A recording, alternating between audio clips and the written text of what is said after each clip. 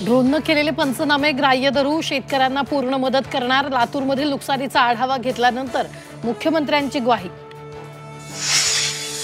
धाराशिव जिल्ह्यात उपमुख्यमंत्री एकनाथ शिंदेंकडून नुकसानग्रस्त भागाची पाहणी। नुकसानग्रस्त शेतकऱ्यांना कायमस्वरूपाची दिलासा मिळणार, शिंदेंचं आश्वासन। निम्या महाराष्ट्रात जलप्रलय, लाखो हेक्टरवरील पीक पाण्याखाली। धाराशिव, बीड, सोलापुरात हाहाकार, तर सरकारची मदत कधी? पूरग्रस्तांचा अर्थसवाल।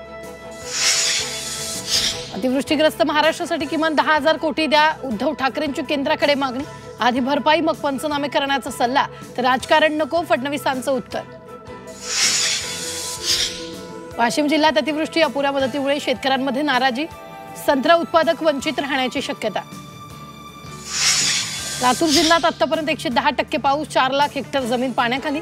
4 जणांचा मृत्यू, तर 35 जनावरं दगावली।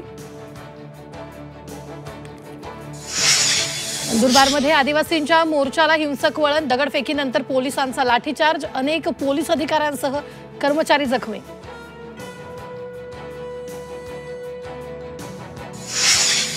ठाण्यातील कळव्यात भाजपचं आंदोलन, पाणी प्रश्नाबाबत भाजपचा मोर्चा। महापालिकेच्या निषेधार्थ जोरदार घोषणाबाजी।